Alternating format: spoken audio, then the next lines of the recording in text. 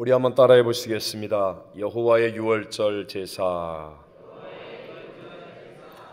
오늘 우리가 함께 읽은 성경 본문은 이스라엘 백성들의 출애굽을 이룬 유월절 사건에 대해서 말씀하고 있습니다. 당시 세계 최강 국가였던 애굽의 바로왕은 모세가 요청하는 이스라엘 백성들의 출애굽을 광야에서 온 한 미친 노인의 소리처럼 들었습니다. 비록 모세가 예언한 대로 계수가에서 강계 이파질 독방맥함장 이런 재앙들이 일어났지만 그러나 오히려 바로의 마음은 더욱 강팍해졌다라고 성경은 말씀합니다. 드디어 모세는 바로왕에게 하나님께서 말씀하시는 마지막 10번째 재앙인 장자의 죽음이 있을 것을 말합니다. 우리 함께 출애굽기 11장 4절로 6절을 읽습니다. 시작.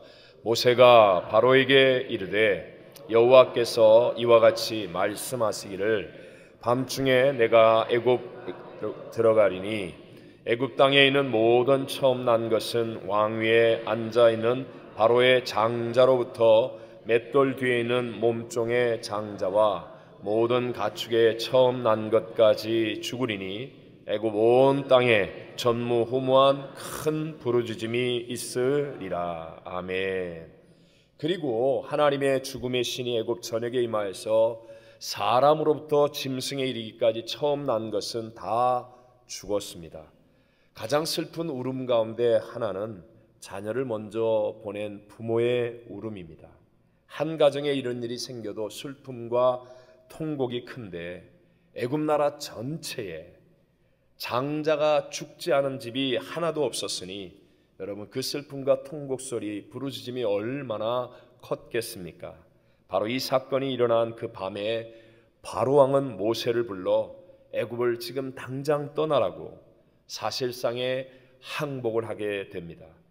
이 사건과 출애굽은 분리해서 일어날 수 없는 사건이라는 것을 우리에게 깨우쳐 줍니다. 그런데 더 놀라운 사실이 있습니다. 하나님은 모세를 통해서 이 마지막 재앙, 즉 장자가 죽는 재앙으로부터 피할 길을 알려주셨고 그리고 그 말씀대로 순종하여서 어린 양의 피를 바른 집에는 죽음의 재앙이 임하지 않았다는 것입니다. 이 사건 이후에 하나님은 이러한 중요한 날을 기념하도록 매년 절기를 지키게 하셨는데 그 절기가 바로 유월절이라고 하는 것입니다. 이처럼 출애굽이라고 하는 엄청난 일이 일어나게 한 마지막 재앙과 그리고 유월절 어린 양의 피는 너무나 중요한 사건입니다. 오늘을 살고 있는 우리들에게도 주는 그 영적 교훈이 너무나 크고 중요하다고 할 수 있습니다. 오늘의 우리는 애굽으로 상징되어지는 세상에서 죄와 사망의 종노릇하면서 살고 있지 않습니까? 히브리서 9장 27절에 한 번 죽는 것은 사람에게 정해진 것이요 그 후에는 무엇이 있으리니 심판이 있으니 라는 말씀처럼 우리는 한 사람도 죽음과 심판을 피할 수 없는 존재가 되어 있습니다. 그런데 우리의 구세주 예수님은 마치 피를 발라서 죽음의 재앙을 넘어가게 한 유월절의 어린 양처럼 십자가에서 피 흘려 죽으심으로 우리에게도 그 피로 말미암아 살 길을 열어주신 것입니다. 오늘 이 엄청난 역사를 일으킨 최초의 유월절 제사를 통해서 여호와의 유월절 제사라는 제목으로 하나님이 오늘 이 시대를 살고 있는 우리들에게 주시는 두 가지의 은혜를 함께 나누고자 합니다. 첫째, 유월절 어린 양의 피로서 새 역사가 일어나게 되었음을 기억해야 됩니다. 뭐가 일어났어요? 새 역사. 자, 아홉째 재앙이 일어나기까지는 사실은 새 역사가 일어난 것은 아니었습니다. 그런데 이 10번째 재앙, 즉 유월절 사건을 통하여 출애굽이라고 하는 새 역사가 비로소 일어나게 되었습니다. 오늘 본문 21절, 22절을 읽어봅니다. 시작. 모세가 이스라엘 모든 장로를 불러서 그들에게 이르되 너희는 나가서 너희의 가족대로 어린 양을 택하여 유월절 양으로 잡고 우슬초 묶음을 가져다가 그릇에 담은 피에 적셔서 그 피를 문인방과 좌우 설주에 뿌리고 아침까지 한 사람도 자기 집 문 밖에 나가지 말라. 아멘. 이 10번째 재앙이 시작되기 몇 시간 전에 모세가 이스라엘의 모든 장로들을 불렀습니다. 그리고 정말 하나님의 놀라운 비밀을 말씀해 줍니다. 어린 양을 택하여서 그동안의 집에서 같이 기르고 같이 지냈던 그 사랑스러운 어린 양을 택하여 유월절 양으로 잡고, 그리고 그 피를 우슬초에 찍어서 문인방과 좌우 설주에 뿌리라고 하는 것입니다. 그리고 난 다음에 모든 가족 식구들이 다 그 안에 있으면 죽음의 신이 패스오버, 넘을 넘어갈 것이다 라고 말합니다. 정말 그대로 말씀을 믿고 순종하였더니 죽음의 신은 그 집을 넘어갔고 그 집의 식구들은 다 구원을 받게 되었습니다. 장자가 다 죽게 된 애굽은 급속도로 무너져 두 손을 들고 항복하게 되었고, 어린 양의 피를 발라서 구원을 받은 이스라엘 백성들은 출애굽이라고 하는 놀라운 하나님의 새 역사를 시작하게 된 것입니다. 우리가 꼭 기억해야 합니다. 여러분, 새 역사를 시작하게 된 이스라엘 백성들, 그들은 애굽 사람보다 더 착하고 도덕적이었기 때문에 구원을 받아서 새 역사를 시작하게 된 것이 아니라 하나님의 말씀대로 순종하여 어린 양의 피를 바르고 그 피 안에 있었기 때문에 그들이 새 역사, 하나님의 새 역사의 주인공이 되었다는 사실을 우리는 이 시간에 잊지 않고 기억해야 됩니다. 오늘날의 우리들도 마찬가지라는 것이죠. 새 역사는요, 언제나 심판과 정죄, 비난을 통해서 일어나는 게 아닙니다. 항상 하나님의 어떤 은혜로 말미암아 구원의 역사를 체험하게 되는 그 사람을 통하여, 그런 교회를 통하여, 그런 공동체를 통하여 새 역사는 일어나게 된다는 것입니다. 그리고 그 새 역사의 주인공이 되는 것은 나의 착함과 나의 도덕성과 나의 실력과 나의 능력보다도 오히려 나를 대신하여 십자가에서 피 흘려 죽으신 예수님을 믿는 믿음, 그리고 그 믿음을 따라 순종하는 삶이 이루어질 때, 그때 하나님이 이루어 주시는 위대한 새 역사가 일어나게 되는 줄로 믿습니다. 예수님의 시대에도 하나님의 기적을 보았던 많은 사람들은 무리가 되어서 흩어졌지만, 예수님의 십자가를 똑바로 끝까지 바라보고 십자가의 은혜를 체험한 사람들은 제자가 되어 끝까지 주님과 함께하는 새 역사를 일으키는 사람들이 되었다는 사실을 기억해야 합니다. 자, 여러분, 우리가 살아가면서도요, 재판이나 심판, 이런 것은요, 죄가 없으면 무섭지 않습니다. 예를 들어 내가 운전을 하고 있지 않거나 아니면 운전을 모범적으로 잘하고 있을 때는 교통순경을 바라봐도 뭐 두려운 게 없습니다. 근데 내가 조금 전에 신호를 위반했거나 차선을 잘못 변경했거나 뭔가 실수를 저지르려는데 그때 갑자기 교통순경이 나타나면 심장이 벌렁벌렁 뛰고 막 숨이 막히고 어쩌지 못하는 것 아닙니까? 여러분, 심판이나 재판 마찬가지죠. 죄를 짓지 않은 사람은 상관이 없지만 죄를 지은 사람에게 있어서는 이것처럼 무서운 것이 없습니다. 한번 여쭤보겠습니다. 우리 모든 인간은 하나님 앞에 죄인입니까? 아닙니까?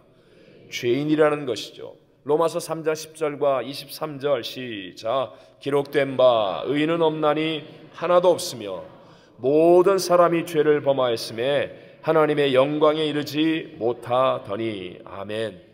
그래서 우리의 속사람은 우리가 죄인인 것을 알고 있기 때문에 하나님의 심판에 대해서 얘기하면 우린 다 심각해집니다. 죄에 대한 이야기를 듣기 싫어하고 심판에 대한 이야기를 애써 피하려고 합니다. 그렇기 때문에 일반적으로 죄의 문제를 해결할 길이 없는 불교나 세상의 모든 종교들은요, 애써 죄에 대해 문제를 무시하거나 회피하거나 아니면 망각하려고 합니다. 하지만 여러분, 먹구름에 덮여있는 하늘이라고 태양이 없다고 하면 태양이 없는 것입니까? 예를 들어 이 세상에 살고 있는 한 청년이 난 아버지가 없어, 그러면 아버지가 없어지는 것이 아니라 아버지가 없다고 주장하는 못된 놈만 나타나는 것뿐이라는 것이죠. 니체가 하나님이 없다고 주장한다고 하나님이 없어지는 게 아니라 하나님이 없다고 하는 바보 같은 한 철학자만 있을 뿐이라는 것입니다. 자, 죄도 마찬가지예요. 죄를 처리하는 것은 회피하거나 망각하거나 피하는 것으로 죄의 문제가 해결되는 게 아닙니다. 죄는 우리 인간의 노력과 힘으로 해결할 수 없지만, 그러나 여러분, 하나님의 은혜로 씻어낼 수는 있는 것임을 믿으시기 바랍니다. 씻어낸다는 것, 이거 굉장히 중요한 의미가 있습니다. 요한일서 1장 7절 말씀 시작. 그가 빛 가운데 계신 것 같이 우리도 빛 가운데 행하면 우리가 서로 사귐이 있고 그 아들 예수의 피가 우리를 모든 죄에서 깨끗하게 하실 것이요. 아멘. 여러분, 분명히 말씀합니다. 우리는 죄인이고 우리에겐 죄가 있지만 우리의 죄를 깨끗하게 씻어주시는 하나님의 은혜가 있는데 그것이 바로 예수님의 보혈인 줄로 믿습니다. 그래서 기독교는 죄의 문제를 확실하게 해결할 수 있는 길이 있기 때문에 우리는 죄를 말하는 것입니다. 그리고 반드시 회개해야만 하나님의 놀라운 새 역사가 일어날 수 있게 된다는 것이죠. 우리 좀 더 이해를 위해 한 번 더 구체적으로 얘기한다면, 한 아이가 놀다가 더러운 하수구에 빠졌습니다. 손도 발도 옷도 그냥 그 더러운 하수구 물로 다 적셨습니다. 냄새가 납니다. 근데 그 더러운 손으로 아이가 무엇을 하려고 하면 할수록 더 더러워지는 것 아닙니까? 그러니까 그것을 바라보던 엄마가 뭐라고 외칩니까? 가만히 좀 있어! 그러면서 엄마가 딱 나타나서 호수에 수도꼭지를 틀어 물을 쏟아붓거나 바가지로 물을 쏟아부어서 먼저 깨끗이 씻어 주겠죠. 그리고 난 다음에 뭐 옷을 갈아입으라든가 집안에 들어가라든가 뭘 하라든가 이렇게 하는 것 아닙니까? 하나님도 마찬가지라는 거예요.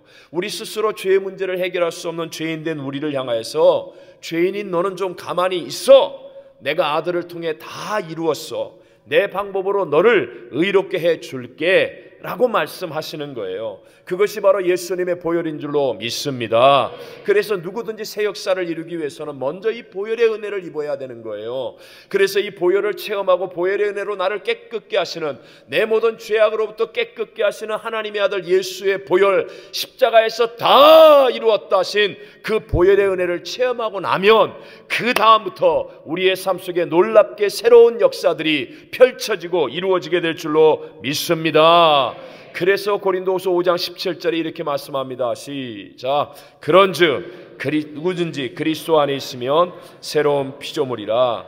이전 것은 지나갔으니 보라 새 것이 되었도다. 아멘. 보십시오. 유월절 사건 때 피가 흘려졌을 때 비로소 바로왕의 그 완악한 강팍한 마음이 깨어지고 의지가 꺾여져서 하나님 앞에 굴복하고 항복하듯이 어린 양의 피가 흘려질 때 나를 붙들고 있는 이 세상을 도둑질하고 죽이고 멸망시키려는 원수마귀의 권세가 꺾여지는 것입니다. 죄는요, 단순한 하나의 행위가 아니라 어떤 강력한 힘이 있죠. 우리가 왜 새 역사를 만들지 못합니까? 나름대로 열심히 노력하고 애를 씀에도 불구하고 죄로 말미암아 세상을 사로잡고 있는 원수마귀의 능력을 이길 길이 없기 때문에 포기하고 낙심하고 좌절하고 우리가 그래서 새 역사를 만들지 못하는 것 아닙니까?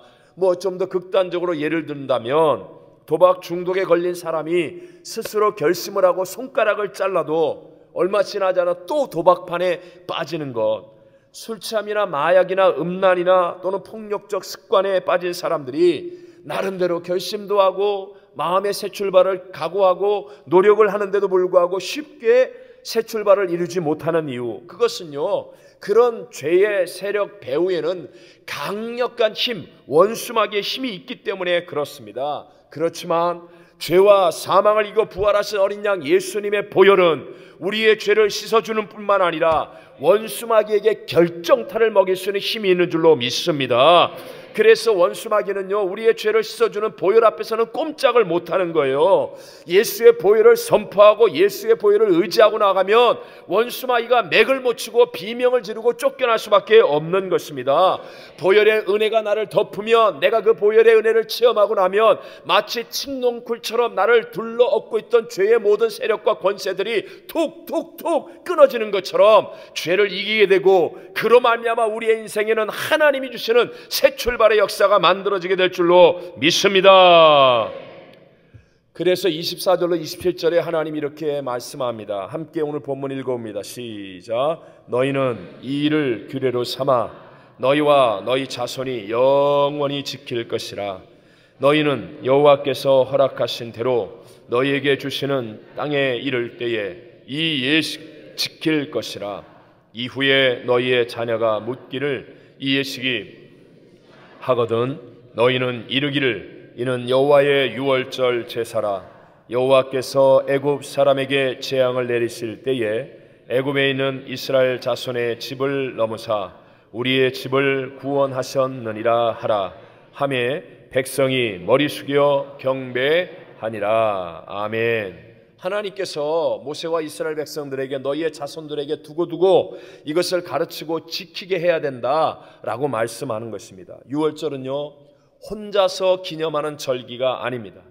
가족이 다, 성도들이 다 함께 모여서 예배 드리는 그런 아주 귀중한 절기라는 거죠. 민수기 9장에 보면 이제 이스라엘 백성들이 광야 생활을 시작하기 전에 그때 하나님께서는 특별하게 유월절 절기를 지킬 것을 말씀하십니다. 만약에 예를 들어 광야에서 성인 20명의 양을 한 마리씩 잡는다고 해도 60만 명이면 여러분 몇 마리를 잡아야 돼요? 3만 마리입니다. 3만 마리.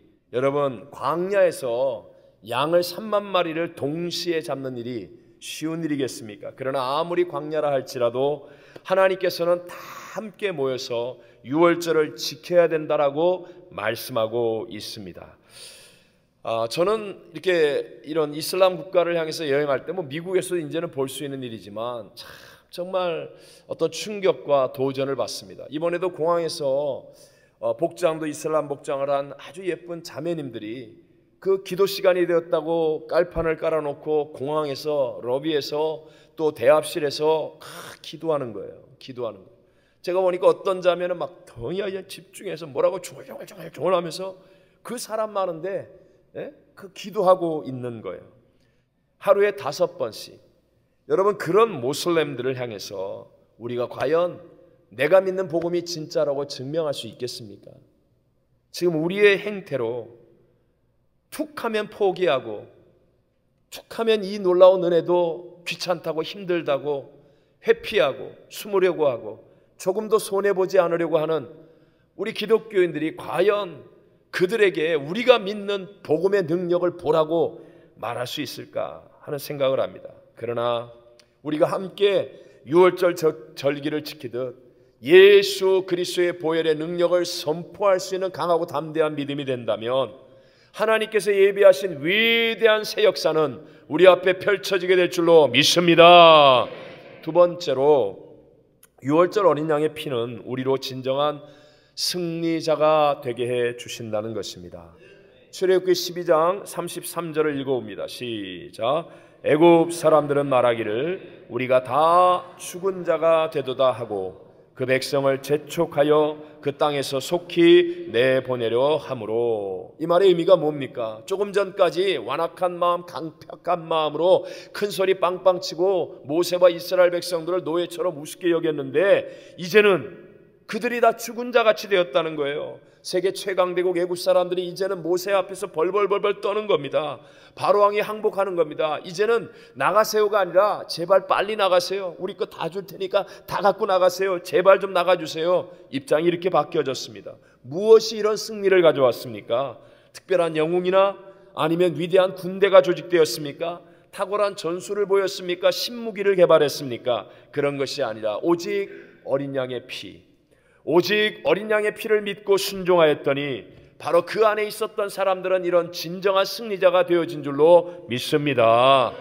하나님의 관점, 다윗의 장막, 또 하나님 당신을 갈망합니다. 참 좋은 책을 많이 쓰신 토미 테니 목사님이 있습니다. 이분의 글 가운데 1960년대 말에 자기 아버지가 교단의 선교 부장이 되어서 아프리카와 남미 등 많은 선교지를 방문해야 했었는데 갔다 오기만 하시면 악몽을 꾸고 괴로워했다는 거예요. 아버지만 그런 게 아니라 온 집안 식구들이, 애들까지 다 너무 힘들고 아프기도 하고 잠을 못 자는 거예요. 한 번은 아버지가 몰랐다가 잠을 못 잔 자기를 향해서 너 무슨 꿈을 꿨는데 잠을 못 자니? 악몽을 꾼 얘기를 했더니 아버지가 꾼 꿈하고 너무 똑같다라는 거예요. 그래서 이건 보통 일이 아니구나. 그래서 한 번은 아버지가 이래서는 안 되겠다 각오하고 선교지를 다녀오신 다음에 방마다 예수의 보혈을 선포하는 거예요. 나는 예수의 보혈을 믿는다. 우리 가정은 예수의 보혈이 덮여져 있다. 예수의 보혈로 명하노니 이 악한 영들 더러운 귀신들 떠나 가라. 그러면서 보혈 능력을 믿고 선포했어요. 그랬더니 놀랍게도요, 그날 이후로는 악한 세력이 다 쫓겨나가고 하늘의 평강이 가득하고 평안한 잠을 자고 기쁨이 넘치는 그런 집이 된 것을 이 어렸을 때 토미 테니 목사님이 체험한 거예요. 그때 보혈의 능력이 바로 이런 것이구나. 그래서 이분이 이런 아름다운 글들을 많이 쓸 수 있는 사람이 되었다는 것입니다. 여러분, 악한 세력들, 지옥의 귀신들은요, 내 힘으로는 못 이깁니다. 그렇지만 우리가 어린 양의 보혈을 선포하면 마치 추풍 낙엽처럼 나가서 떨어지는 역사가 일어나고 우리는 진정한 승리자가 될 수 있음을 믿으시기 바랍니다. 우리가 어떤 힘과 노력, 어떤 물질과 어떤 권력을 가져도 원수마귀는 꿈쩍도 하지 않습니다. 오직 예수의 보혈의 능력입니다. 예수의 보혈의 능력이 우리에게 승리를 가져다 주는 줄로 믿습니다. 자, 계속해서 출애굽기 12장 40절과 41절 읽어봅니다. 시작. 이스라엘 자손이 애굽에 거주한 지 430년이라 430년이 끝나는 그날에 여호와의 군대가 다 애굽 땅에서 나왔은즉. 아멘. 여러분이 아는 것처럼 맨 처음 애굽에 들어갈 때 야곱의 가족들 70명이 피난민처럼 들어갔습니다. 온 땅에 흉년이 가득하여서 그래서 요셉이 있는 애굽으로, 국무총리로 있는 애굽으로 피난민처럼 들어갔는데 430년 만에 무려 200만 명이 되었다는 것입니다. 큰 민족을 이루게 되었죠. 그런데 성경은요, 그들을 향하여 그냥 이스라엘 민족 또는 백성이라고 말하지 않고 여호와의 군대라고 말씀하고 있습니다. 여러분, 상식적으로 아시죠? 군대에 가려고, 군대를 이루려면 훈련소를 나와야 되고 훈련과 교육을 받아야 됩니다. 특별한 군인이 되려고 하면 특별한 훈련을 얼마나 어렵고 힘들게 받아야 하겠습니까? 그런데 이스라엘 백성들이 여호와의 군대가 되었는데요, 그건 딱 하나예요. 보혈의 능력을 체험하고 나니까, 보혈의 능력 안에 있으니까 그들의 모습이 어떻든 남녀노소 빈부귀천을 막론하고 여호와의 군대로 승리자가 되어진 줄로 믿습니다. 오늘 우리들도 아무것도 아닌 저와 여러분이라고 말할 수 있습니다. 세상은 우리를 보잘것 없는 것처럼 여기고 멸시할 수도 있습니다. 그러나 우리가 예수 십자가의 보혈을 의지하고 그 보혈을 믿는 믿음으로 나아갈 수 있다면 우리는 여호와의 군대가 되어짐을 믿으시기 바랍니다. 교회는 병원도 아니고 학교도 아니고 친목단체도 아닙니다. 여호와의 보혈을 믿음으로 말미암아 여호와의 군대가 되어지는 강력한 기관이 될 줄로 믿습니다. 여러분은 강합니다. 예수님의 보혈의 능력 때문에 강한 군대가 된 줄로 믿습니다. 그뿐만 아니라 하나님은 물질적으로도 승리하게 주십니다. 보혈의 능력이 이와 같은 일을 만들어 주는 거지요. 출애굽기 12장 35절 36절입니다. 시작.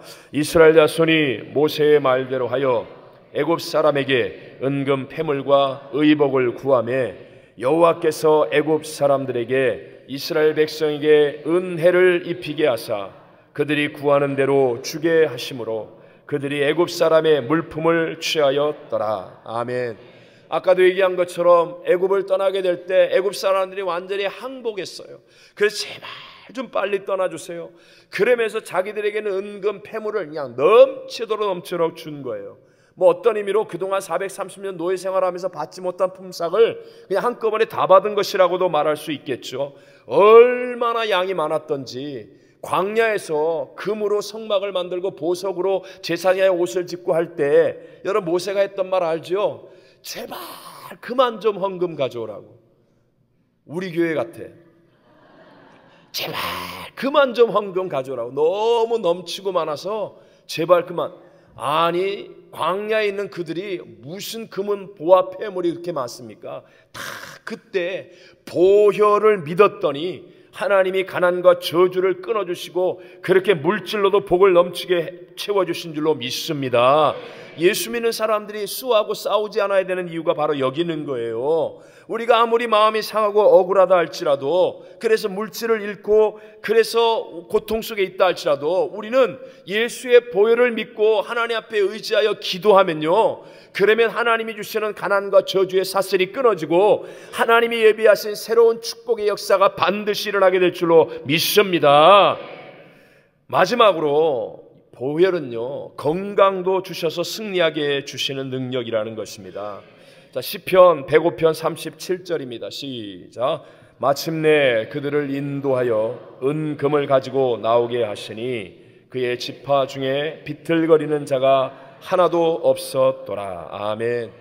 자, 다시 한번 애굽을 나올 때 은금을 가지고 나오는데 그의 지파 중에 어떤 자가 하나도 없었더라? 비틀거리는 자가 하나도 없었더라 라고 말합니다. 아프거나 행진에 방해될 만큼 그렇게 연약한 사람이 한 명도 있었다 없었다? 없었다. 여러분 한 번만 생각해 보세요. 이런 게 확률적으로 가능합니까? 아무리 장수마을이고 청정지역에 산다 할지라도 인구가 200만 명이나 되는데 환자가 단 한 명도 없다. 여러분 이게 상식적으로 가능하겠습니까? 더군다나 이스라엘 백성들은 바로 전날까지 중노동을 하며 열악한 환경 속에 살았던 노예들이었습니다. 그런데 어떻게 이렇게 비틀거리는 자 하나 없이 200만 명이 다 나옵니까? 이것이 바로 우리의 생각을 뛰어넘는 하나님의 치료의 능력이고 기적인 줄로 믿습니다. 보혈 아래 있으면 네? 한번 상상해 보세요. 한 집에 아버지가 막 급히 집안에 뛰어 들어옵니다. 모세 선지자를 통해서 우리 장로님들에게 전달되었는데 지금 빨리 우리가 나가야 된대. 지금 당장 나가야 된대. 얘들아 이제 가자. 빵도 익힐 시간이 없으니까 그냥 그 빵 그냥 그릇에 넘어서 우리 익히지 말고 그냥 가자.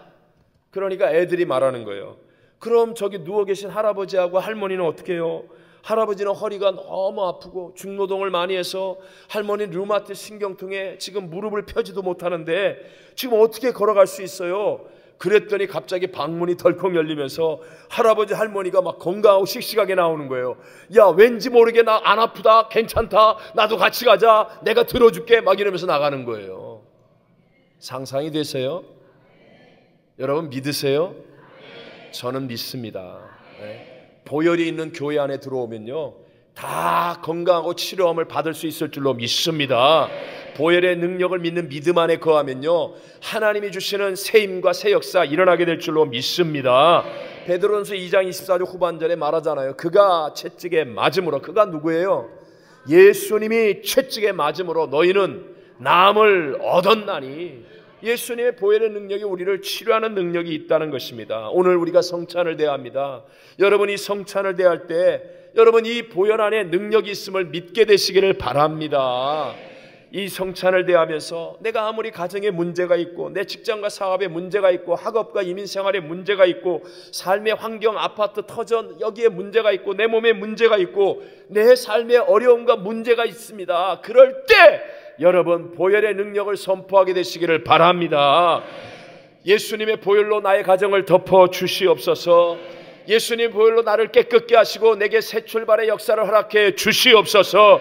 예수님 보혈로 우리 교회를 덮어주시고 예수님의 보혈로 나를 덮어주셔서 하나님의 위대한 건강, 가난과 저주가 쫓겨나는 축복, 하나님이 주시는 승리를 누리게 하여 주시옵소서. 내가 여호와의 군대가 되게 하여 주시옵소서. 기도할 때 보혈의 능력이 동일하게 오늘 우리들의 삶에도 나타나게 될 줄로 믿습니다. 6월절 어린 양의 피로 새 역사, 출애굽이라고 하는 새 역사가 일어나게 되었듯이 누구든지 예수의 보혈을 믿을 때 내 생각을 뛰어넘는 새 역사가 우리의 삶에도 펼쳐지게 될 것입니다. 6월절 어린 양의 피로 죄의 문제가 해결되고 원수마귀 바로왕을 이기듯 원수마귀 사단을 이기게 되고 물질적으로도 가난과 저주를 이기고 복을 받을 수 있고 건강해질 수 있는 진정한 승리자가 되어서 여호와의 군대와 같이 위대한 승리를 세상 가운데 나타나는 저와 여러분이 되시기를 주의 이름으로 축원합니다.